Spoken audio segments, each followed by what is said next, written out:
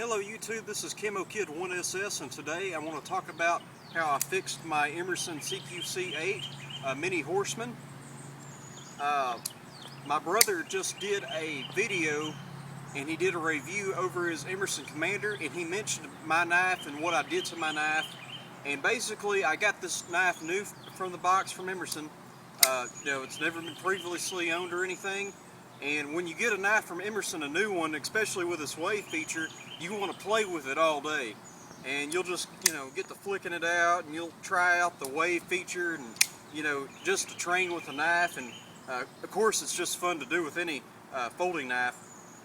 But basically, I think probably, I probably opened and closed it probably between 500 and 750 times. And I noticed that the titanium liner lock was wearing. And one day I went to cut a box or something, and I put my thumb on the back of the blade, and the blade actually disengaged.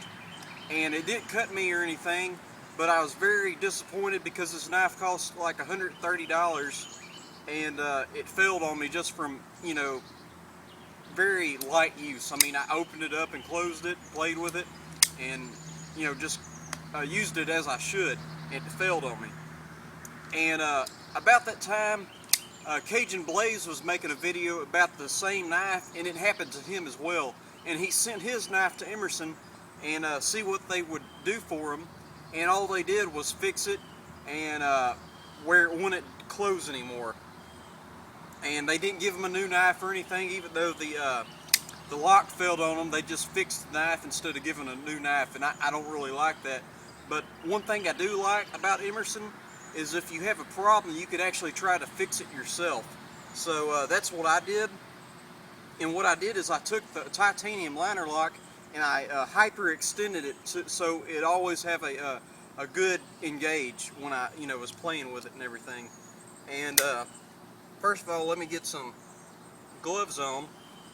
And I never recommend you testing out the lock on your knife. It's dangerous and it could void your warranty. But after I fixed my blade, it has a little, my Emerson has a little flex in it. And it's not really clay, it's just flex of the titanium liner lock. I mean, I don't know, I guess you could consider it clay. But it's strong and it hasn't failed on me yet. If it does fail on me, I can fix it again or send it off. But here's some overstrikes that I'm about to do. And when we test out blades now, we really don't do spine wax anymore after what happened to my brother. He got a little cut one time and we were wearing gloves. We had the blade dulled and taped up. So if you're ever going to do this to your knife, don't do it, but just do overstrikes, because it's really dangerous, because you could have the strongest knife in the world, or you could even have a fixed blade. If it were to somehow break or crack on you, it could still cut you, but overstrikes, you're going to be better off. So let's see what happens with a few overstrikes.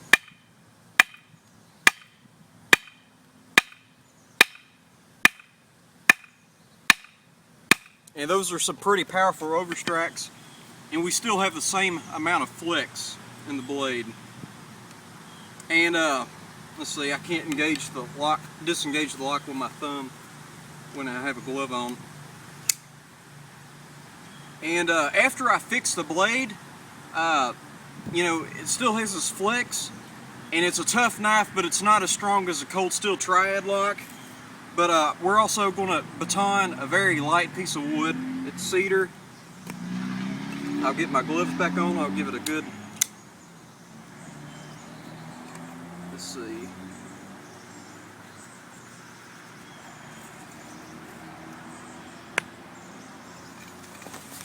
And this baton's a little overkill, but it's all I had.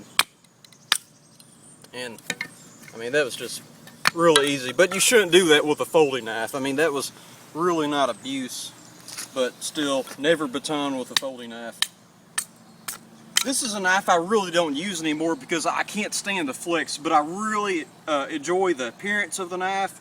It feels really good in my hand, and if Emerson got anything right, they get ergonomics right, and they also get this black coating off. I've put this knife through other tests since it failed on me, and I wanted to decide if I could really trust it or not. And I can trust the strength of the knife, but I can't stand the fact that it has a little play in it. And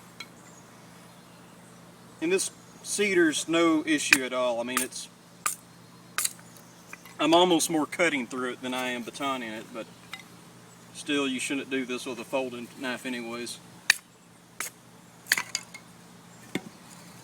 Let's see.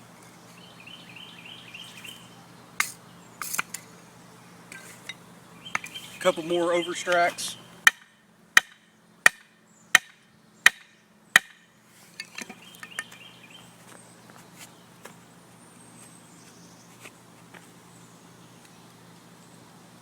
And see, I'm gonna come up close to the camera, and you can actually kind of hear the flicks, or you might be able to see it. But I do feel safe using this knife as a utility knife. But as far as everything goes, I just feel a lot safer with my cold steel triad lock. And I hope you enjoyed the video, and I hope you learned something. Thanks for watching.